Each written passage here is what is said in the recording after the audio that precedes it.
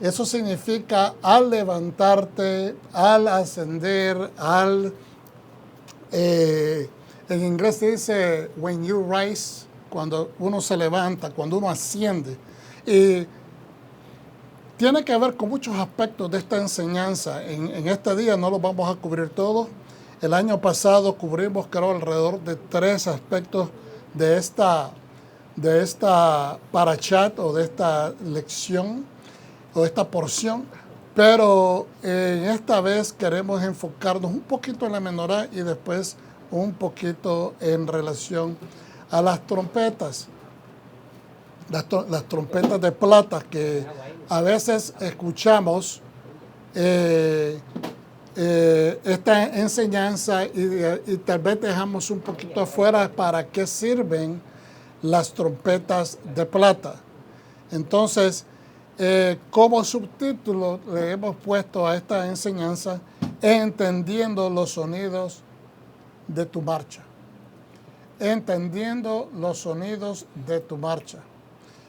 Hace un momento, ¿verdad?, estábamos viendo en el proceso de cómo nos estamos ensamblando.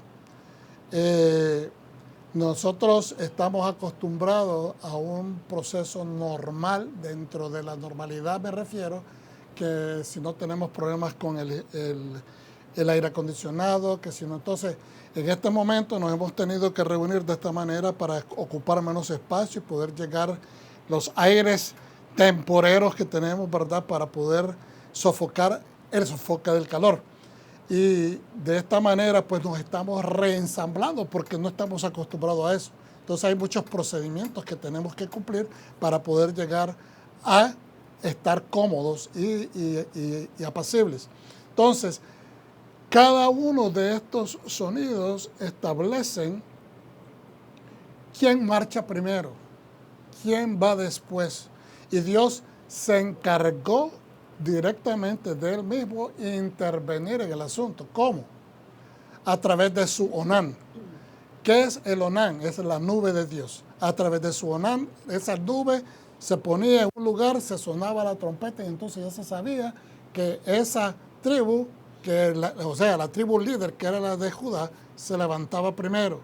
Y después los que estaban detrás de él en el destacamiento de esa tribu. ¿Se acuerdan que yo les expliqué? Habían 3 tribus y cada una de esas tribus tenía una tribu líder. ¿Okay? En cada flanco del tabernáculo, al este estaba Yehuda, al oeste, al sur y al norte. Así sucesivamente, cada una de las tribus tenía un líder. Entonces, pero el primero que se ensamblaba era Judá. Entonces, cada uno tenía que saber y entender, pasaron el proceso de educarse, cómo eran los sonidos, cuándo era que Dios estaba convocando al pueblo, cuándo era que Dios estaba diciendo, nos estamos mudando de localidad, vamos a empezar nuestra travesía. Entonces, cuando eso sucedía, la Onán, la nube de Dios, se levantaba y se alejaba del tabernáculo. Entonces ellos ya sabían de que eso significaba vamos a recoger el campamento y vamos. Entonces, y habían unos sonidos, se sonaban 2 sonidos para unas situaciones, un sonido para otra, un sonido largo. Ustedes ya conocen esos sonidos. Esos sonidos nosotros antes de empezar cada servicio, ustedes los escuchan cuando el hermano Nelson suena el shofar. Uno es el tequía, que es un sonido medio largo, no es largo. Después sigue el terrúa, que es el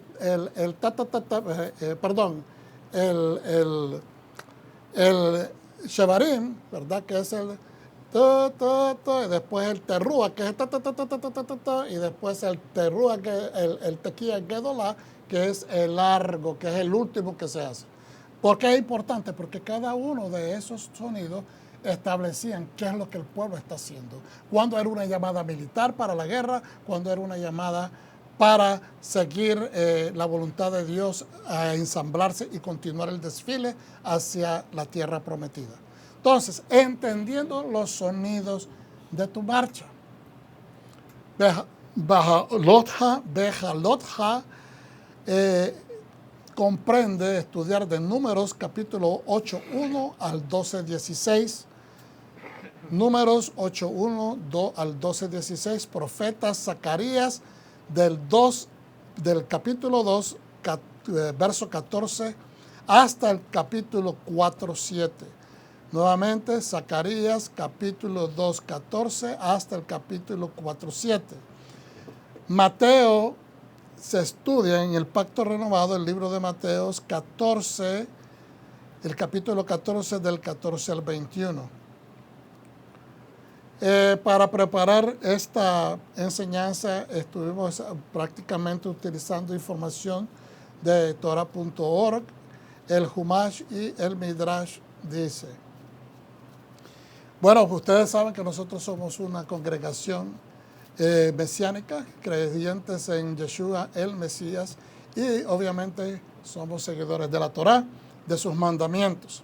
En un resumen práctico o sikm de esta parashá, el libro completo de Números Bamidbar contiene 52 mandamientos, misvot. La segunda era tercera realmente, ahí se me olvidó hacer ese cambio.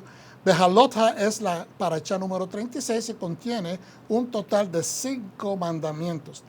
5 mandamientos en esta porción. Recuérdense, todo el libro de Números tiene 52 en total, pero en esta porción, número 36, hay 5 mandamientos nuevos, ¿verdad?, que no son repetidos, por decirlo de esa forma.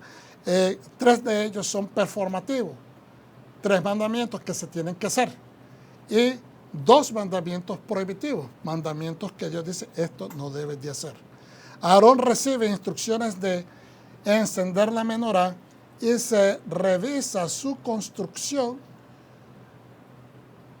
A Moshe se le ordena inaugurar a los Leviim, a los levitas, al servicio del Mishkan. ¿Y por qué se tiene que hacer una inauguración o consagración? Porque tenía que ser así.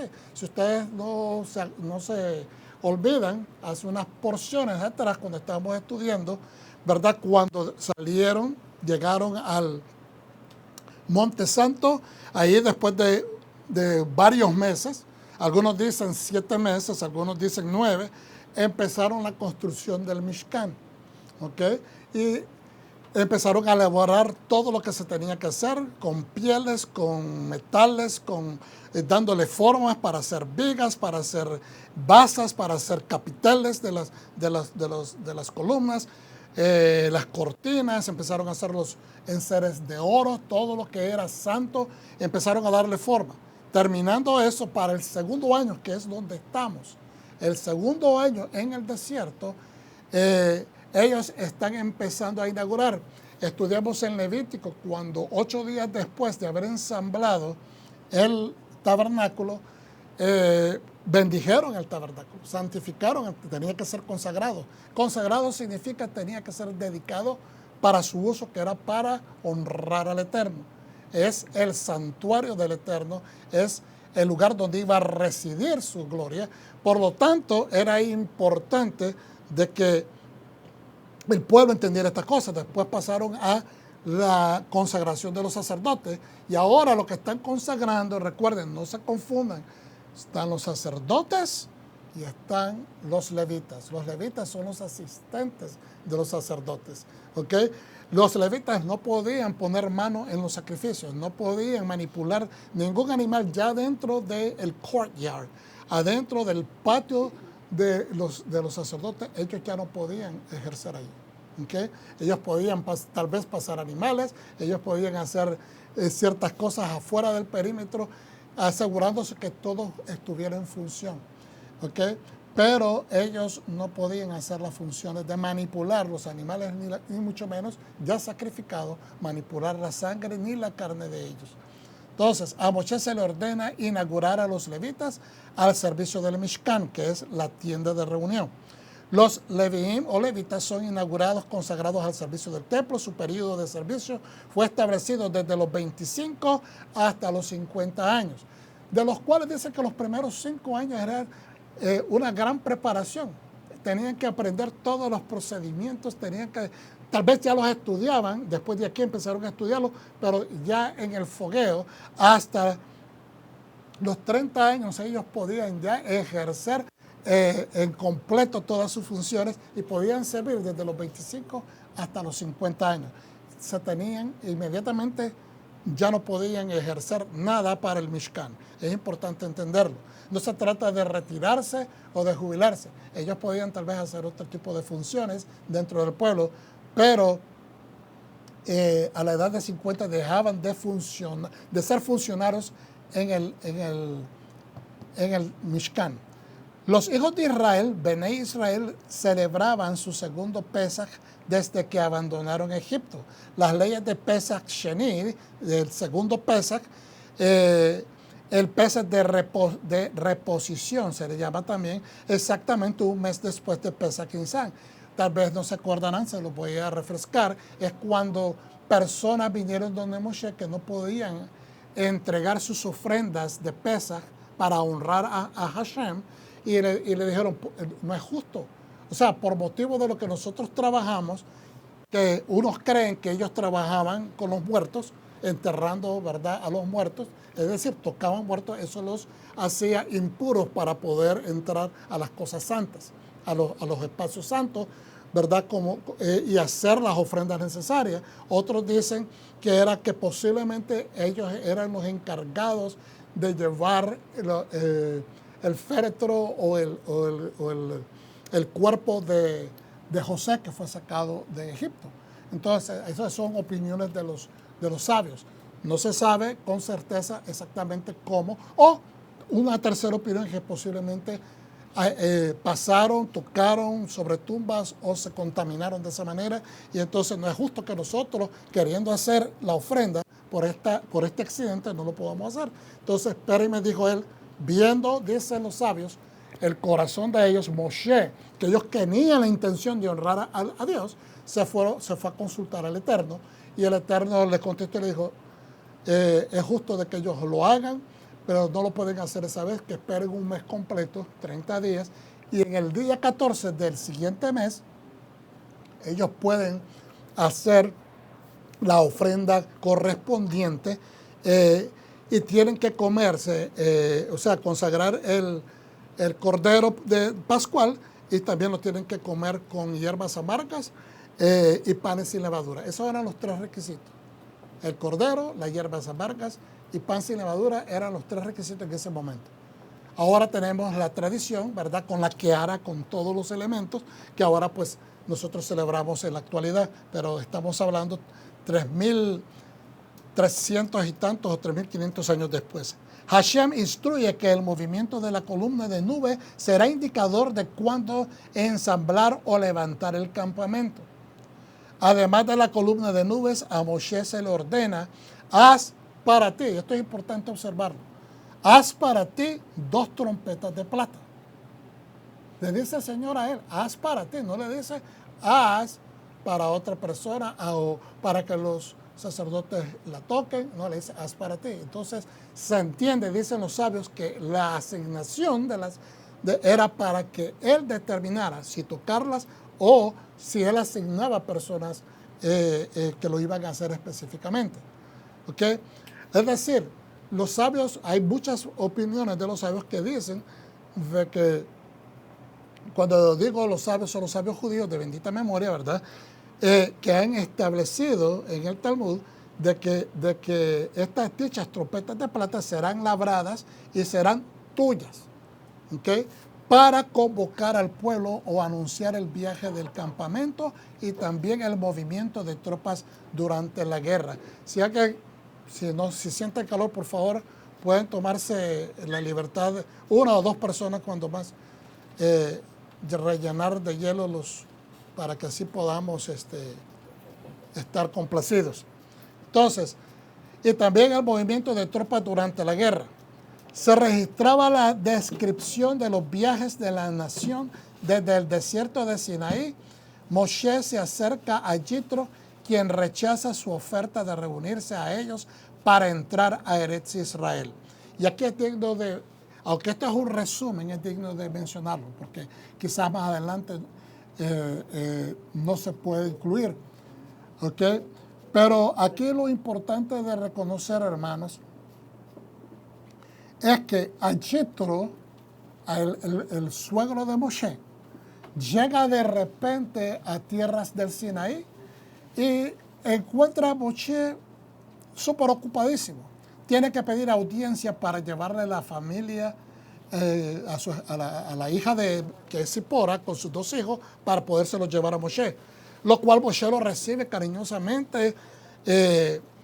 Después de platicarle todo y darle testimonio de todo lo que Dios ha hecho, entonces Yitro se convierte, dicen la mayor parte de las opiniones de los sabios, hace sacrificios a Adonai y dice esta declaración: ahora yo sé de que Adonai es el verdadero Dios.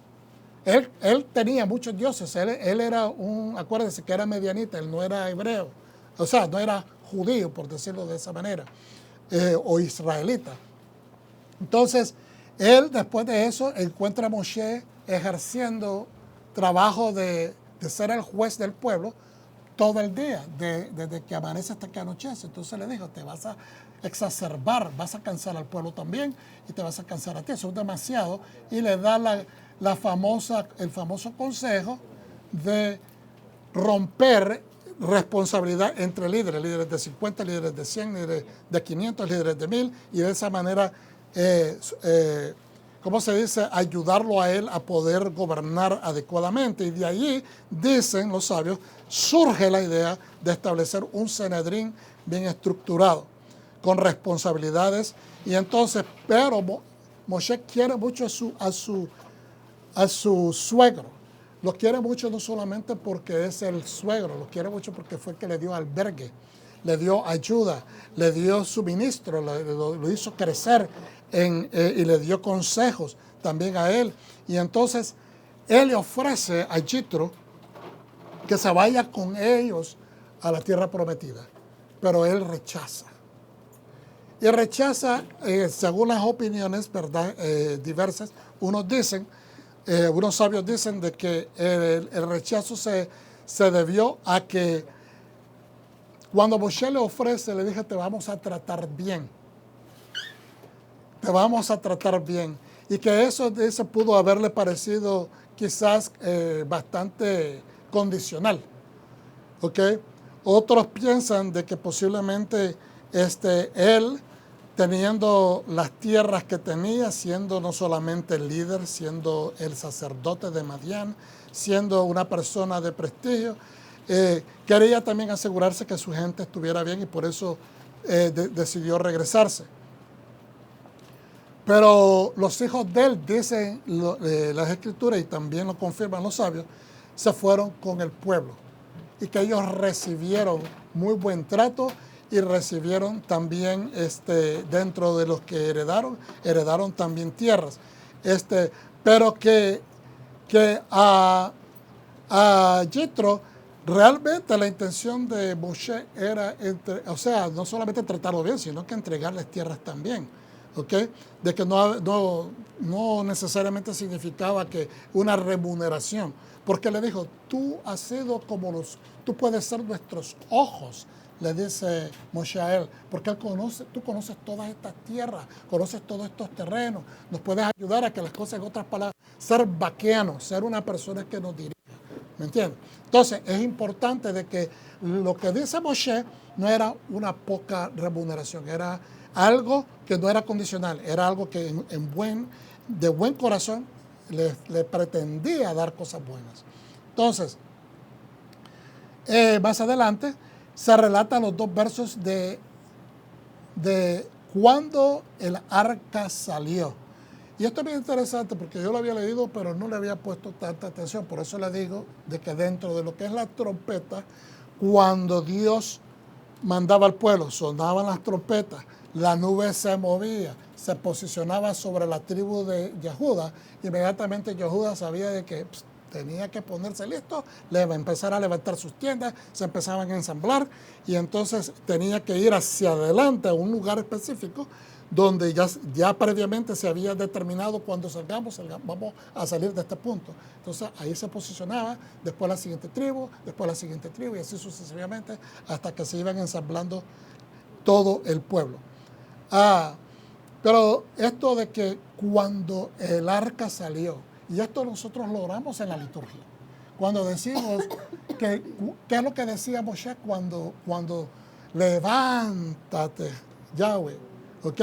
Y dice bien específicamente, y que voy a leerlo de acá, del Humash, porque es importante, eso es una cosa bien trascendental que los mismos sabios lo dicen. Dice en el, aleluya, vamos a ver si lo encuentro ahora, que lo tenía, bendito sea el Eterno.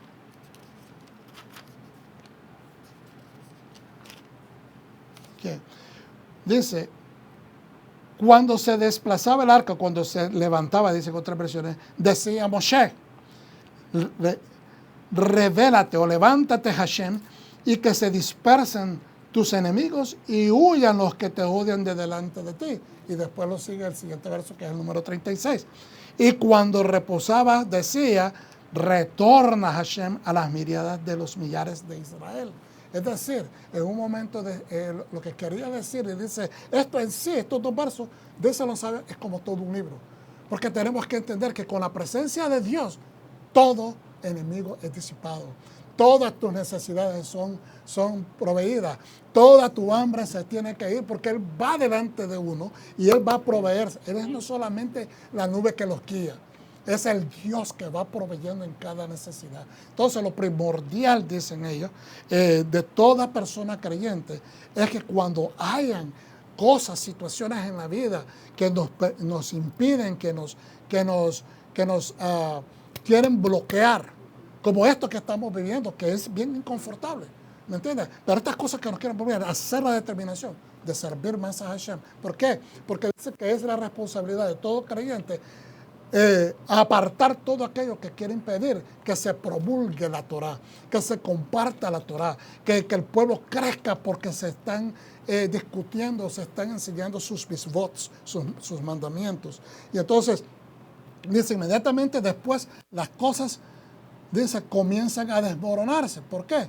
Porque cuando empiezan a levantarse, que es la primera vez que se están levantando para dejar campamento, la gente empieza a caer en la incertidumbre. Vamos para el desierto adentro. Nunca hemos caminado este camino. Y de repente, ante el reto enfrente, se les olvida que Dios está ahí, que Dios los ha sacado, que Dios les ha dado de comer, que Dios les ha dado bendiciones, que Dios les ha dado agua, que Dios los sacó de Egipto. O sea, que abrió el mar. Todo lo que hemos visto y hemos hablado, que les entregó la Torah.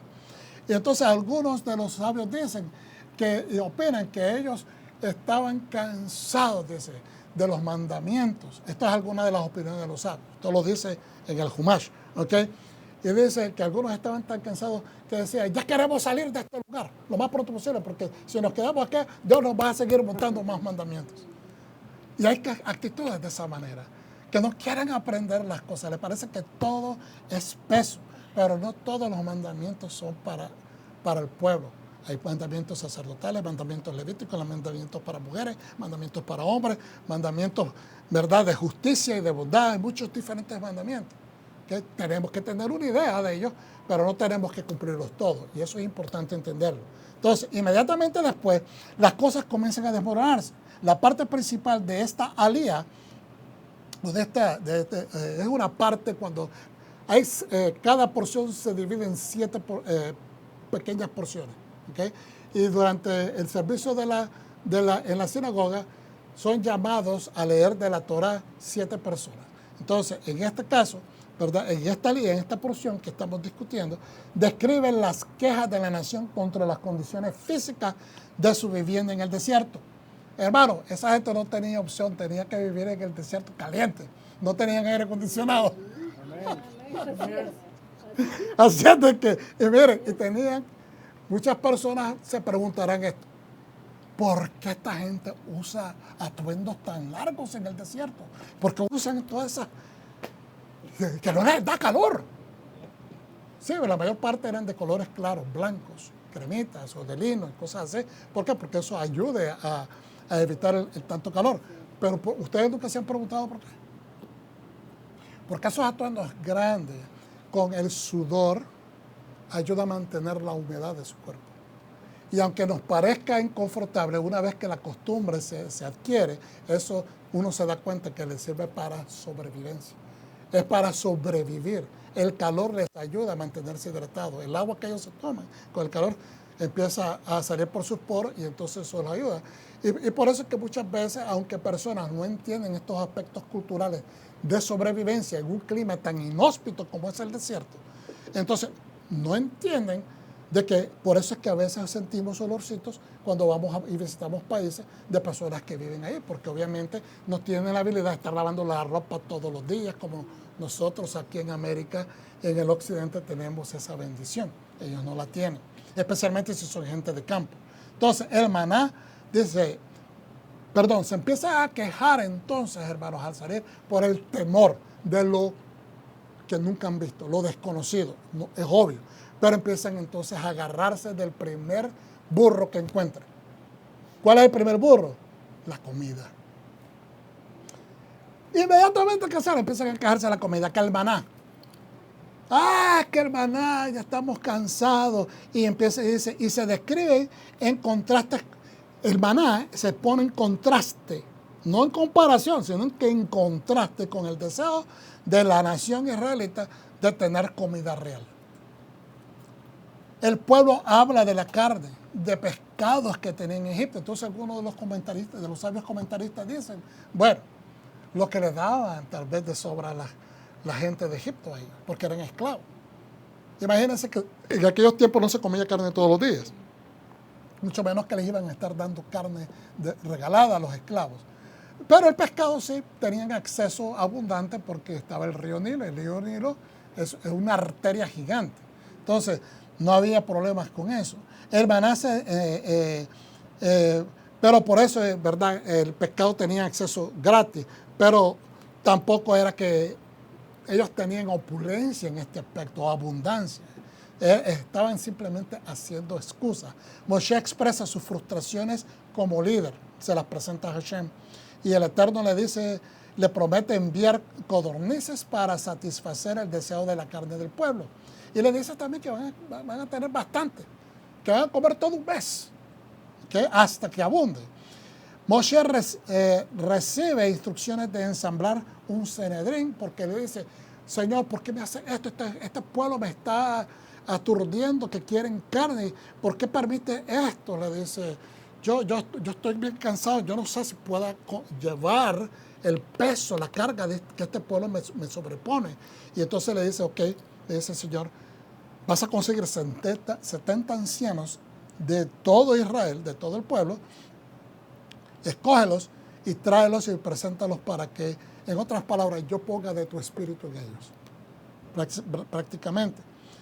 Y entonces para que te ayuden a gobernar y enseñar a la nación. Los 70 ancianos son confirmados divinamente, incluyendo a Eldad y Meidad. ¿Qué es lo que sucede? ¿Cómo son confirmados? La presencia de Dios sobre ellos. Ellos sienten la presencia de Dios. El espíritu de santidad viene sobre ellos y ellos empiezan a profetizar. Pero vieron estos dos varones, Eldad y Meidad, que posiblemente no fueron escogidos. No fueron escogidos de estos que estaban presentes, pero dentro del pueblo empiezan a profetizar. Y entonces Josué le dice a Moshe, mira, porque le llevan la noticia, están unos profetizando ahí en medio. Entonces, se supone, dicen de que quizás ellos habían recibido el llamado, pero que no habían querido llegar. Pero no es así. Cuando le dice Josué a Moshe, encarcélalos, captúralos, o sea, porque están profetizando donde no deben estar profetizando.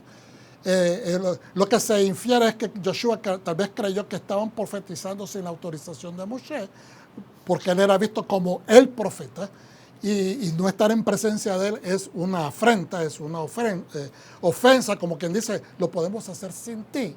Entonces, él le dice eso a Moshe, y Moshe le dice, ¿acaso estás celándome? ¿Estás celándome a mí? En otras palabras, no tienes derecho de hacer eso.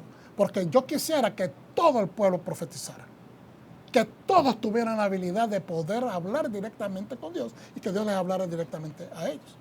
Dice, y después explican los sabios hermanos, que esto es bien interesantísimo también, de que Moshe, dice en el comentario, hablaba con Dios cara a cara. Esto se afirma en la Escritura de que Dios hablaba con Moshe cara a cara, pero sucede lo siguiente, de que le decía exactamente toda la instrucción directamente, pero todas las profecías, a través de toda la historia, el profeta tiene que ver la visión, interpretar la visión, ver el sueño, meditar en el sueño, interpretar el sueño, recibir el mensaje que se inserta a veces en la mente, madurarlo, estudiarlo y ver qué es lo que Dios está trayendo.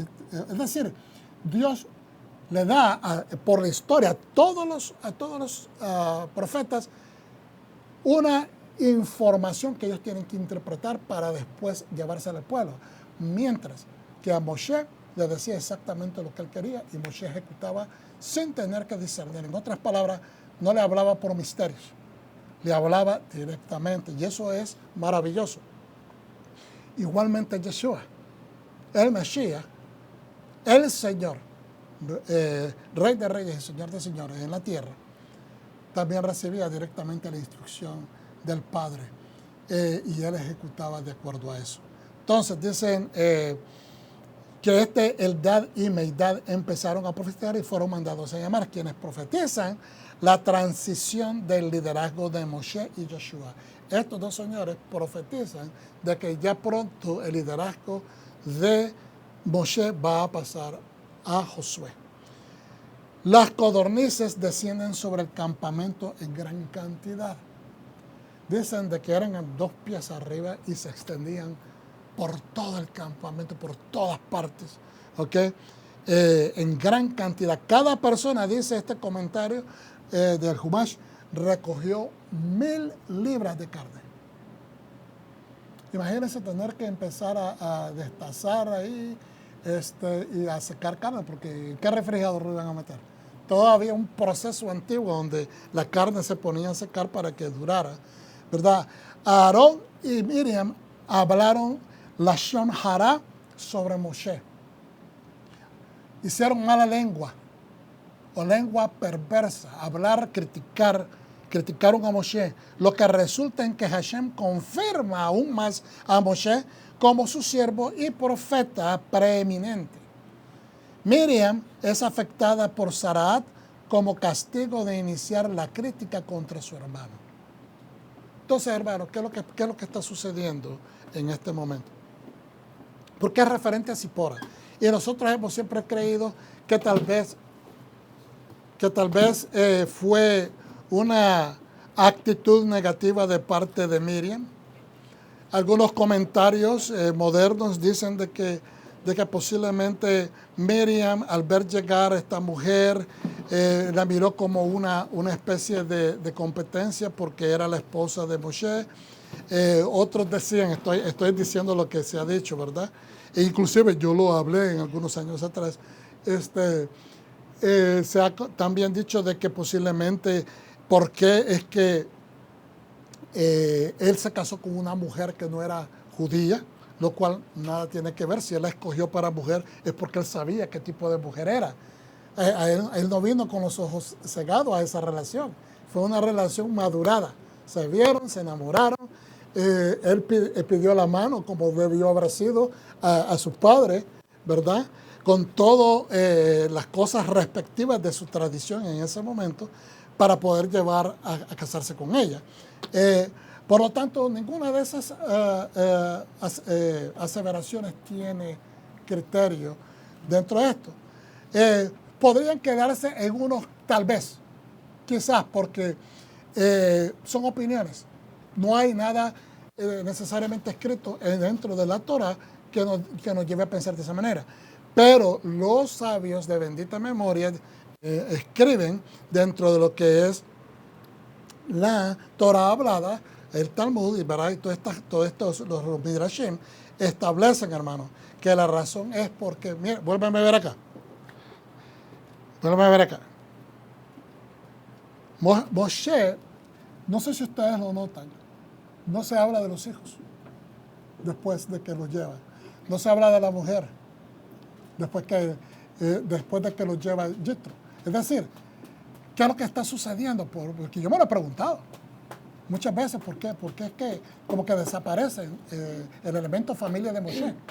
Y es que dicen los sabios que fue requerido de parte de Dios para poderse mantener en santidad y poder tener el nivel de Kadushá, de santidad, de poder recibir este mensaje hablado, como se dice, de cara a cara con Dios.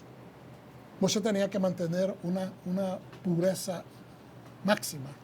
Y entonces Dios esa es la inclinación de los sabios, de decir que le debe de haber inculcado completa castidad, santidad, ¿verdad? De que no tenía tiempo para tener sus relaciones íntimas. Lo cual ahora viene y esclarece la actitud de su hermana mayor, de Miriam, de criticarlo. Y dice los escritos de los sabios que como la intención de Miriam fue no criticar, sino corregir a su hermano, ¿ok? Pero tuvo que haber tal vez necesariamente ir donde él directamente y hablarlo con él, no llevarle el comentario a su otro hermano. Pero tal vez ella inquirió, este es el sacerdote, para que él se lo vaya y se lo diga. Tal vez pensó que era una cosa que ella no podía abordar porque tenía que ver con la intimidad. Pero lo que ella estaba, dicen los comentaristas que ella se enardeció, porque dice que eso le estaba afectando la honra de mujer de su esposa. Y entonces Miriam se enojó porque dijo, ¿cómo tú no le vas a dar su intimidad a ella? La estás deshonrando de esa manera. ¿Okay? Entonces ese es el comentario que ellos dicen. Y por eso quizás ella no tuvo el deseo de írselo a decir directamente, porque es algo muy íntimo, muy personal, y se lo llevó al otro hermano, lo cual termina, entonces acaba, aunque fue un deseo de corrección, se termina siendo un chisme. ¿Te está entendiendo? Es muy diferente. Cuando usted tiene una cosa, una querella con alguien, usted tiene que ir donde esa persona directamente y hacer las cosas desde un punto de vista callado. Pero no llevarlo, porque ya cuando se lo lleva una tercera persona, entonces ya se convierte en un comentario. ¿Ve? Entonces, que por esa razón nada más se le castigó con el zarat para darle una lección, pero que el pueblo esperó por ella por 7 días. En otra instancia pudo haberse otra persona quedado por el mérito de ella. Acuérdense que estamos hablando no solamente de una hermana de Moshe, estamos hablando de la hermana que se encargó que Moshe no muriera en el río Nilo, que Moshe no terminara en las fauces de un lagarto en el río Nilo, que Moshe llegara hasta la orilla donde se estaba bañando la hija del faraón, para que la hija del faraón no encontrara. Y esa misma Miriam es su hermana que le sugirió cuando encontró la hija del faraón a este bebito y se dio cuenta que era un bebito judío o hebreo, le dijo, ¿sabes qué? Tú no eres madre, estoy parafraseando, o sea, no tienes una nodriza que la pueda dar pecho a esta criatura, pero yo sí conozco a una mujer nodriza y te la puedo traer para que lo amamante y que el niño no perezca. Y entonces, sí, tráela. Y llevó a su propia madre para que amamantara a su propio hijo. Aleluya, Baruch Hashem. Entonces, volviendo a lo de Moshe, ¿verdad? Que resultó que fue firme Hashem con Miriam, pero se le reconoce que fue de buena intención, no de una mala intención, no de un corazón necio, malcriado, o de querer quitarle un espacio a su hermano. Del otro punto es que, como dice la Escritura, ¿acaso nosotros no somos profetas? Dicen ellos. Y eso exacerba un poquito más, porque lo que ella estaba tratando de decir era de que nosotros tenemos una opinión sana, certera, muchas gracias hermano, y sensata, madura, espiritual, para que nos escuche Moshe, en otras palabras. Pero Dios lo hace exaltar a él, dejándole saber a ellos, no. Él es el exaltado. es con quien yo hablo. Y de esa manera ellos entienden que hay una preeminencia, no porque Moshe se haya escogido, sino porque Hashem lo ha escogido. Y eso es importante reconocer. Okay. Entonces, vamos a hacer la oración. Berehu et Adonai hameborah, Beruch Adonai hameborah leolam vaed, Baruch ata Adonai Eloheinu melech haolam asher baharbanu mikol ha'amim venatalanu et torato, Baruch ata Adonai noten hatorah. Amén. Bendecimos a Hashem y bendito es Él. Bendito es Adonai, por siempre será. Bendito eres Adonai, nuestro Elohim, Rey del universo, quien nos escogió entre las naciones y nos instruyó con su Torah. Bendito es Adonai. Dador de su Torah. Amén. Ok. Vamos a hablar rapidito. Ya esto se ocurrió el año pasado, así es de que va a ser rápido, hermanos. Habló Hashem a Moshe diciendo, habla a Aarón y dile, cuando eleves o cuando te eleves para encender la menorá, la lámpara de 7 candiles, alumbrarán estos candiles hacia adelante del candelero. Cuando dice de esta manera, la traducción esta alude como que es hacia adelante. Pero cuando uno escudriña, ¿verdad?, los escritos hebreos, judíos, entonces nos damos cuenta que la traducción comete un error, porque dice que deben de alumbrar hacia el candelero del centro, candelero central. ¿Ve? Cuando dice alumbrarán hacia adelante, lo que nos quiere decir no es hacia adelante, hacia el frente de toda la lámpara, sino en dirección a el candelero del centro, ¿ok? Entonces, para que entendamos, ¿me están comprendiendo? O sea, todos los candeleros, los 3 de la derecha y los 3 de la izquierda, tienen que ser inclinados para que iluminen no hacia adelante, pero hacia el candelero central.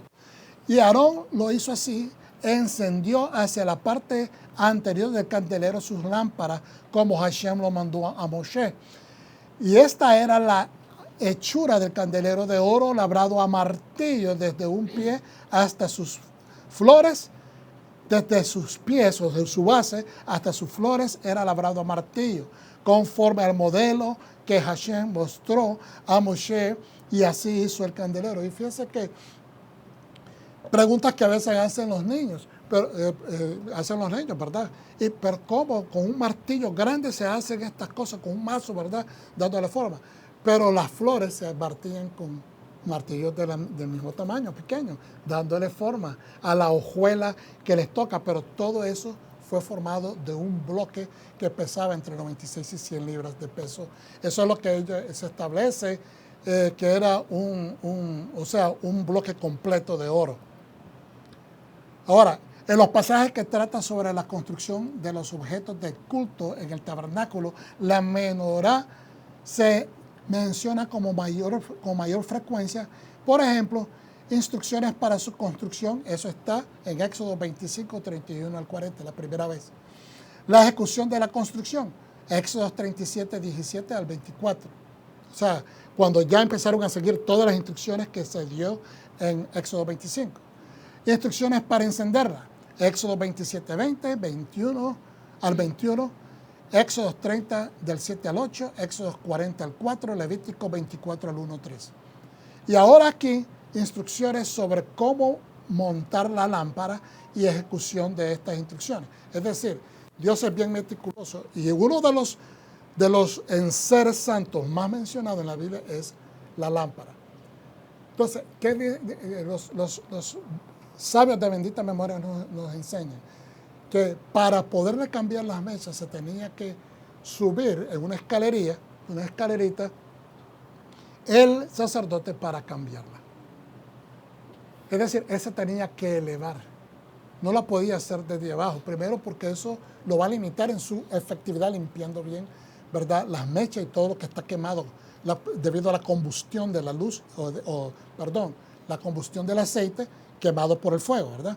Entonces, pero de que de esta manera se asegura que todo alumbre de acuerdo a lo requerido por el mandamiento. Entonces dice que esto nos hace alusión, que nosotros tenemos que asegurarnos, ¿verdad?, lo hemos mencionado en años anteriores, limpiarnos bien la mecha. Es decir, que nuestros pensamientos negativos sean cambiados por los pensamientos que nos indica la Torah. La mecha es tu cabeza. Es aquí donde nosotros procesamos todo.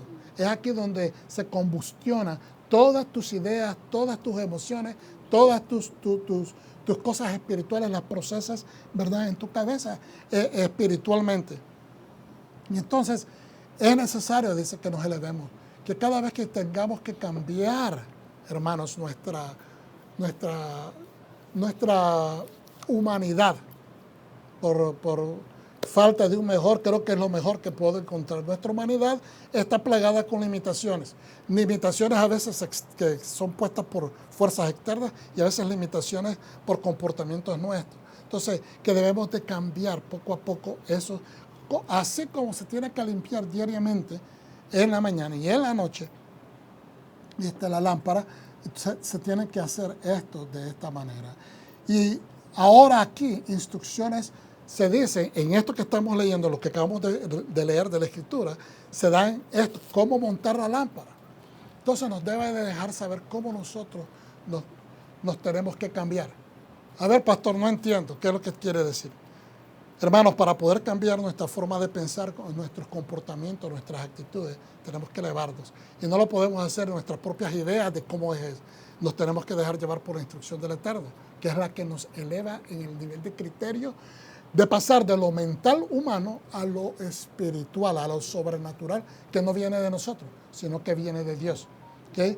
Entonces, los quemadores o candiles de cada brazo en la lámpara menor eran piezas removibles que se limpiaban por la mañana, se restauraban las mechas y se encendían por la tarde, al caer el sol. Es decir, antes que se oscureciera, para iluminar la parte de adentro del tabernáculo, del edificio, ¿no?, de la parte del lugar santo.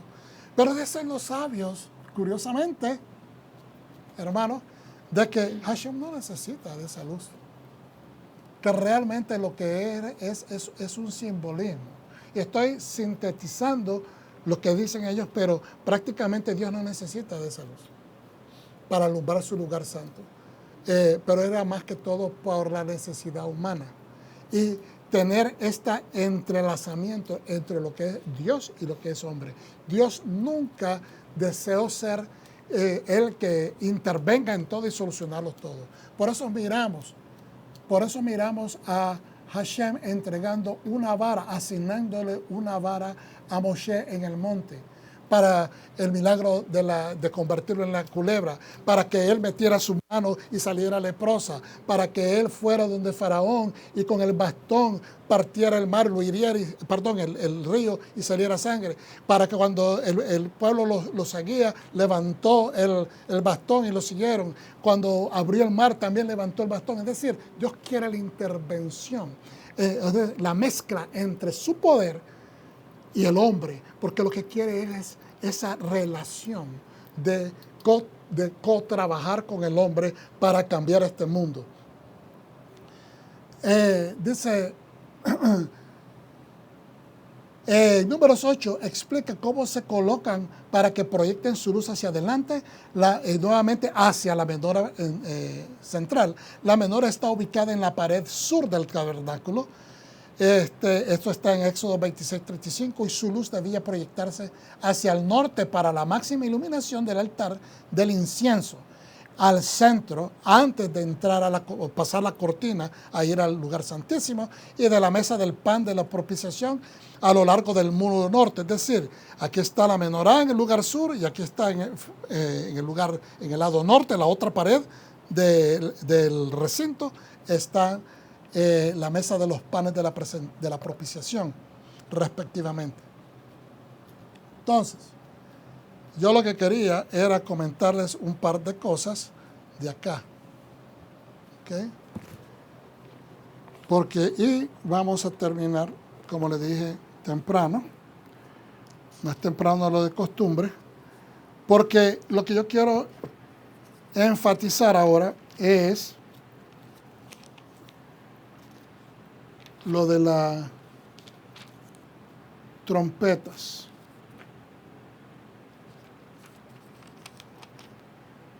Bendito sea su nombre. Capítulo 10, ¿dónde está? Aquí está. Entonces, en el capítulo 10 es lo siguiente. De Números. Habló Hashem a Moshe diciendo, haz para ti 2 trompetas de plata labradas, hazlas y que sean tuyas, para convocar a la congregación y para anunciar la marcha a los campamentos. Cuando emitan un sonido largo con ellas, un tequía, se reunirán contigo toda la congregación en la entrada de la tienda de reunión. Un tequía largo, se le llama un tequía largo, pero no es el más largo. ¿Okay? Se reúne el pueblo frente al Mishkan, a la puerta principal. Y cuando un solo sonido largo emitan, se reunirán contigo los líderes, los jefes de los miles de Israel. Entonces, vamos a ir entendiendo. Cuando las 2 trompetas emitan un sonido largo con ellas, es decir, se suenan las 2 trompetas. Y el pueblo podía escuchar cuando era una y cuando eran 2. Eso se escucha. Se puede discernir cuando son 2 o cuando son 3. O sea, como cuando cantan 3 personas en a capela, uno sabe si hay 3 personas o no. ¿Okay? Especialmente si hacen voces. Entonces, cuando se tocan las 2 en un sonido largo, es para reunir a todo el pueblo. Pero cuando solamente una trompeta suena, ¿okay?, con un sonido largo, se reunirán contigo los líderes, los jefes de los miles de Israel. Nada más los jefes de los líderes de las tribus. Y cuando emita, o el Sanedrín podría ser también, y cuando emitas sonidos cortos, emprenderán la marcha los campamentos, los que acampan al este. ¿Quiénes son los que emprenden la marcha? Los que están al este, lidiados por Judá, la tribu de Judá. Y entonces, cuando emitan, ¿cuáles son los sonidos cortos? Que ese es el Shevarim. ¿Okay? Y cuando emitas sonidos cortos por segunda vez, emprenderán la marcha los campamentos que acampan al sur. Los va ensamblando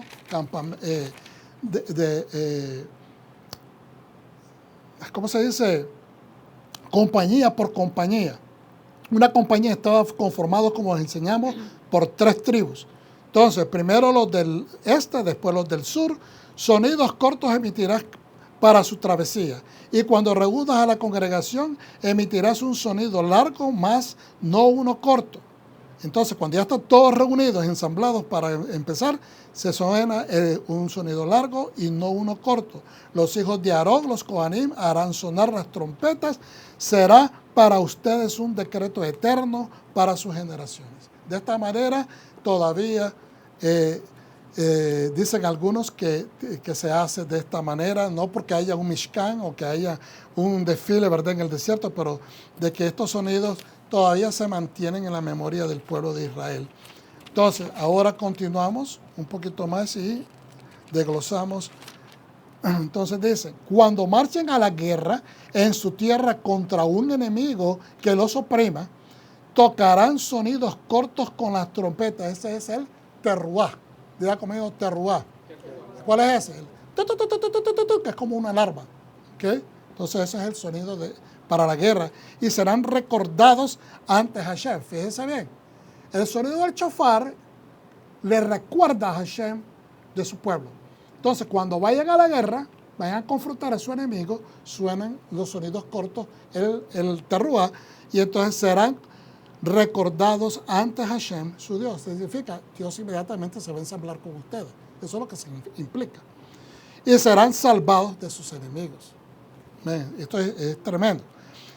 Y en el día de su alegría, ahora son en las celebraciones, en los Moedim, en las fiestas solemnes, y en sus festividades, y en sus novilunios, en los primeros de cada mes, tocarán un sonido largo con las trompetas sobre sus ofrendas de elevación y sobre sus ofrendas festivas de paz, y serán para ustedes un recordatorio ante su Dios. Yo soy Hashem, su Dios. Estos son los versos que leemos en los días de novilunios. Fue en el año segundo, en el mes segundo, en el 20 días del mes, que se elevó la nube de sobre el tabernáculo del testimonio y emprendieron la marcha los hijos de Israel en sus travesías desde el desierto de Sinaí, y se posó la nube que en el desierto de Paran, o sea, en dirección hacia el desierto de Paran.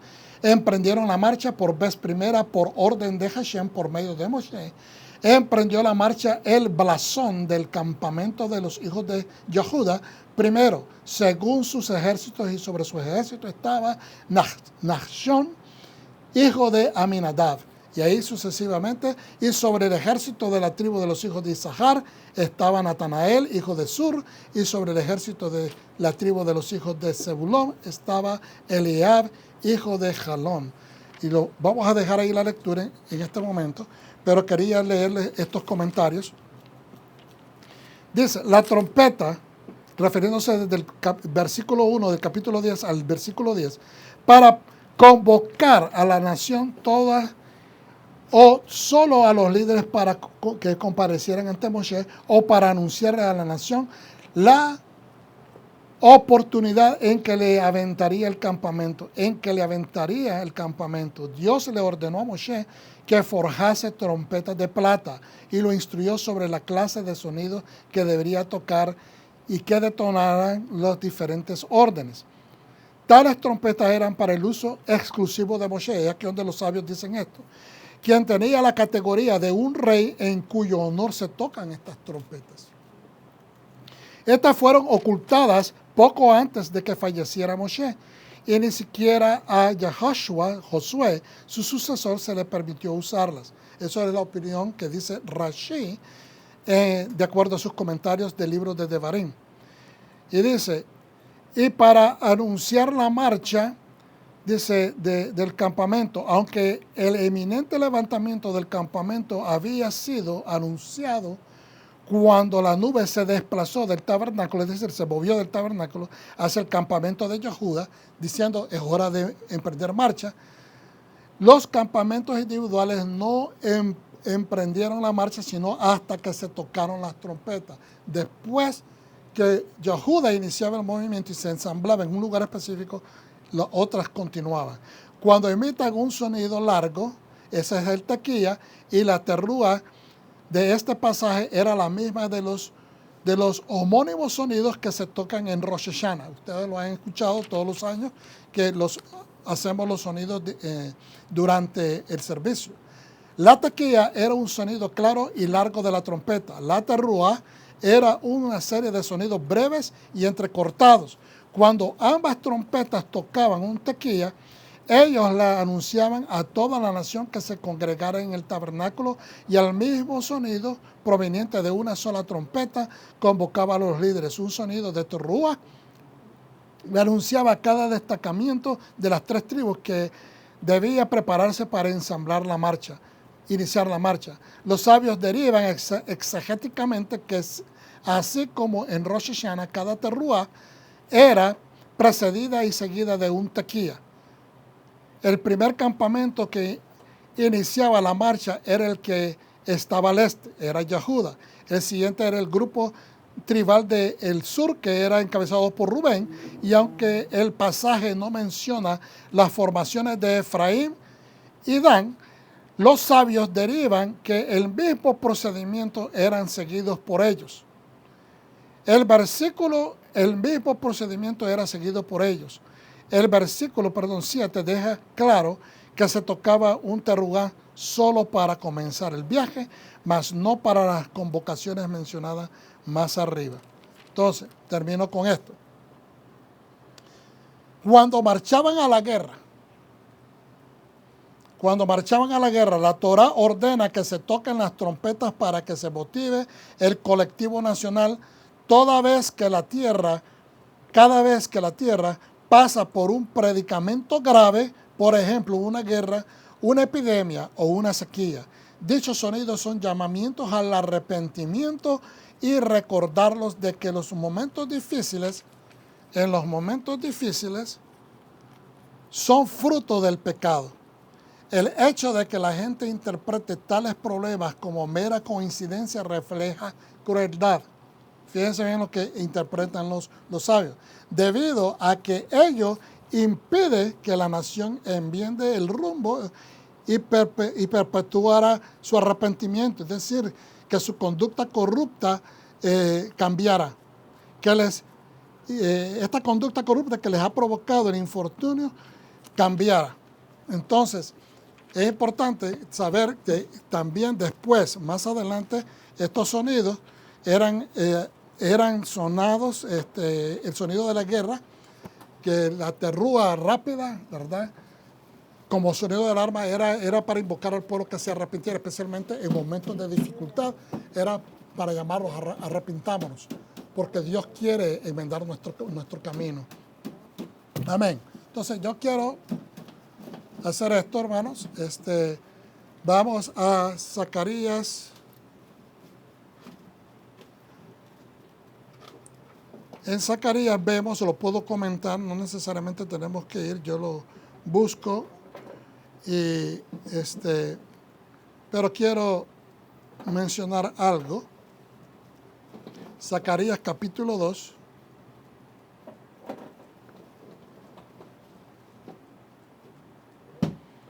Zacarías.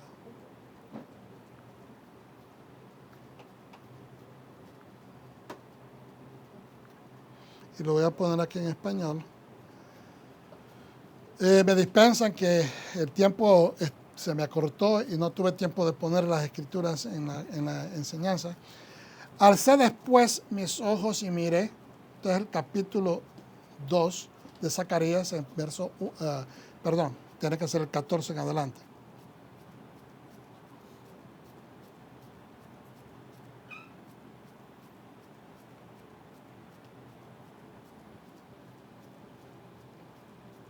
Será capítulo, verso 4 en adelante, será. Creo que es mi error, perdón, disculpen. Es del versículo 4 en adelante, no 14. Lo vamos a leer desde el primero. ¿Sí? Alcé después mis ojos y miré, y he aquí un varón que tenía una mano, un cordel de medir. Eso era un varón, es un malaj, un ángel. Y le dijo, ¿a dónde vas? Y él me respondió, a medir a Jerusalén para ver cuánta es su anchura y cuánta es su longitud.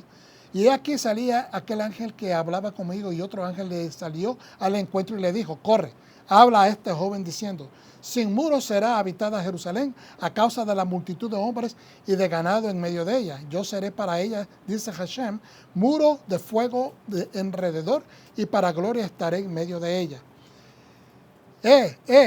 Huid de la tierra del norte, dice Hashem, pues por los cuatro vientos de los cielos os esparcí, dice Hashem.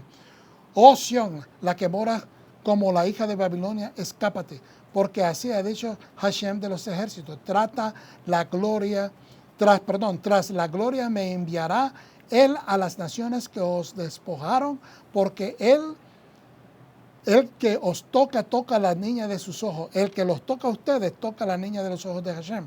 Porque he aquí, yo alzo mi mano sobre ellos y será despojo a sus siervos, y sabréis que Hashem de los ejércitos me envió.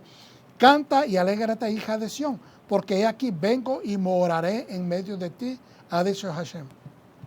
Hermano, le dice prácticamente el Señor a este varón, a Zacarías, que es un joven en ese momento, y le dice, le manda un enviado con un mensaje, y le dice que va a medir la tierra o la ciudad de Jerusalén. Y no la va a medir con propósito de juicio, la va a medir porque Dios está a punto de traer una bendición. Y entonces después llega otro ángel que lo intercepta y le dice, no, apúrate, y enséñale a este varón. Dice de que hay que empezar a huir del norte. ¿Por qué? Mira esa referencia de que se vengan del norte y que se vengan toda la gente que cree, que quiere estar con el corazón del Eterno, que vengan a Jerusalén. Porque Jerusalén es la capital, ¿verdad? No solamente de todo el reino, pero ya en este momento el reino, hermanos, está destruido. El reino está partido. ¿Okay? Ya el norte se lo han llevado el norte no ha regresado, entonces, pero en el norte hay gente mezclada que están cometiendo mezcla de adoración todavía, están mezclados con las naciones, están mezclados en sus adoraciones a Baales y mezclados hasta inclusive con adorar a Hashem.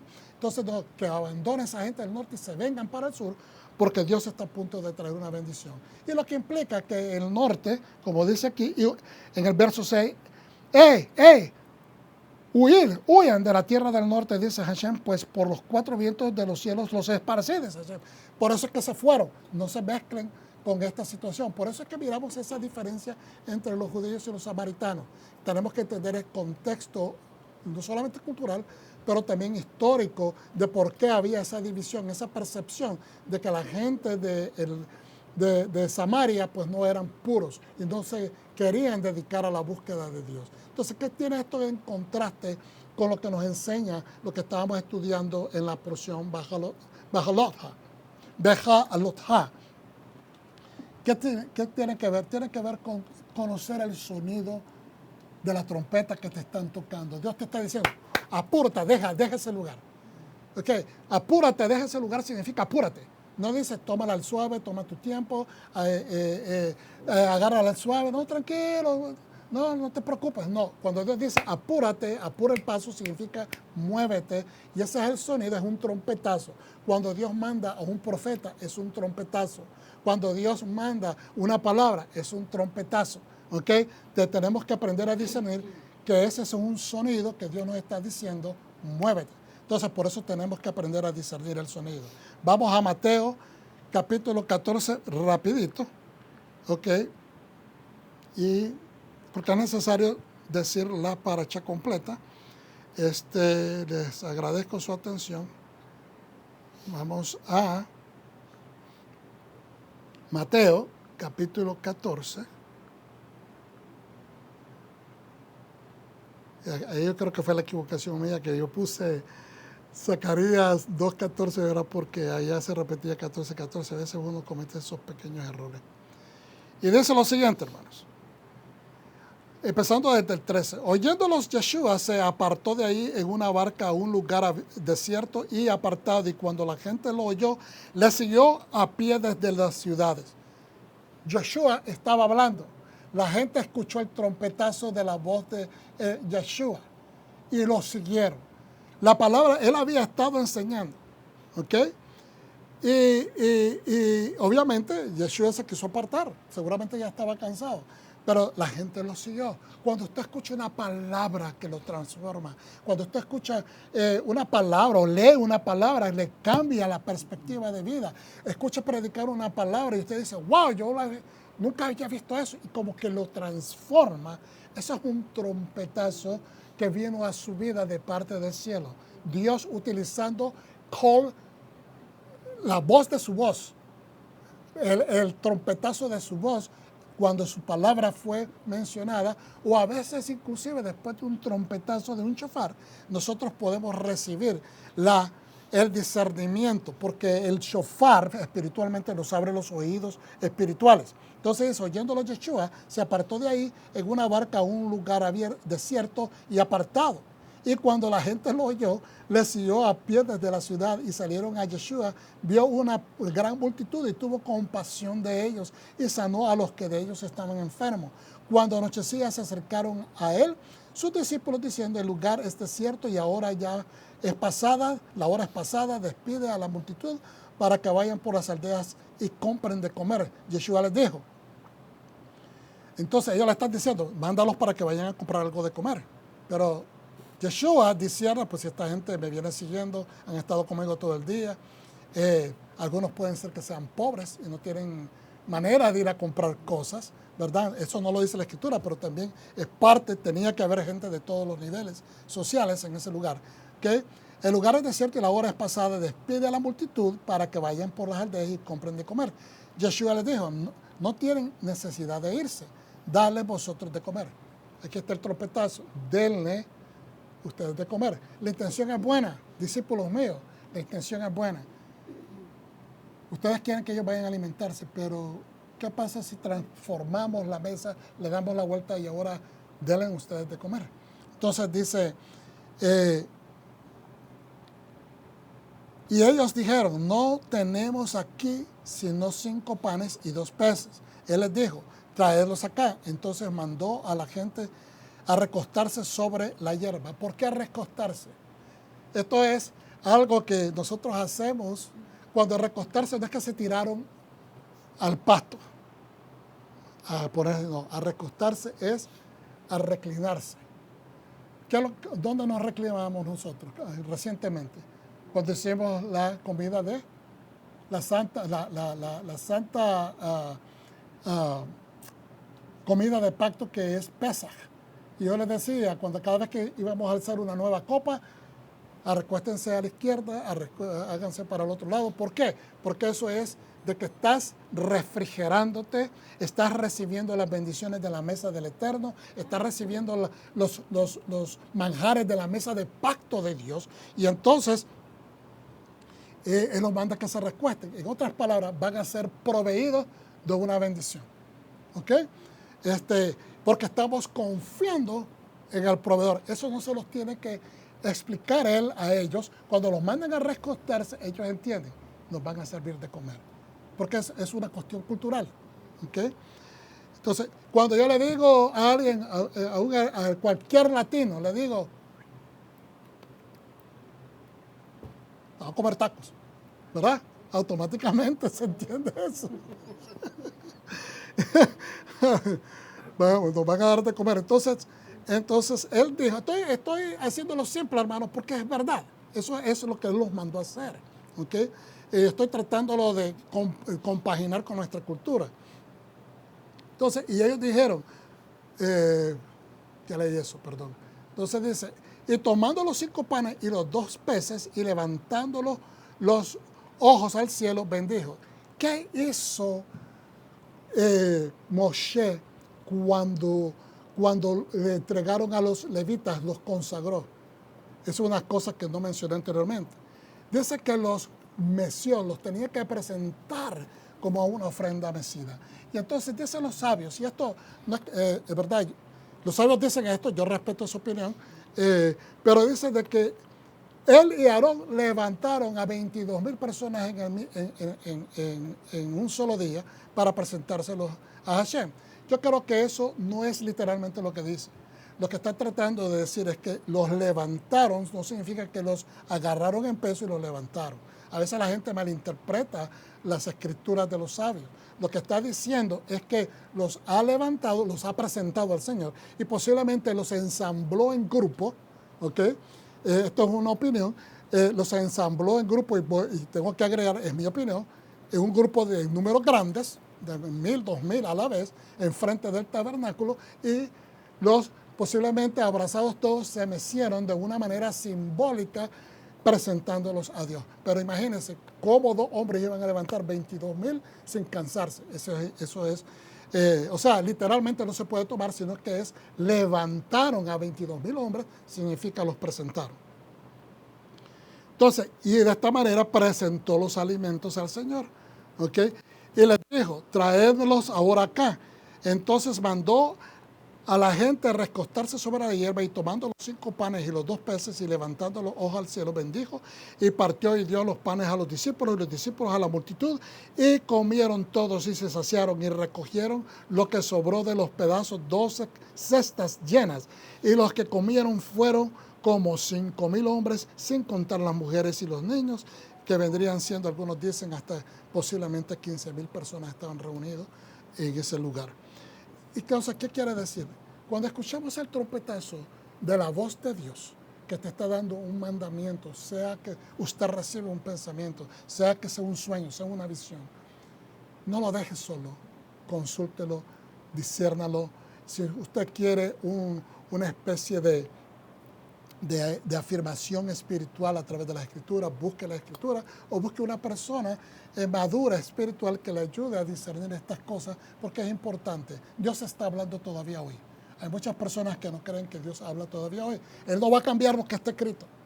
Él no va a ir en contra de ninguna palabra escrita, pero sí está hablando activamente al espíritu del ser humano para transformar nuestras vidas.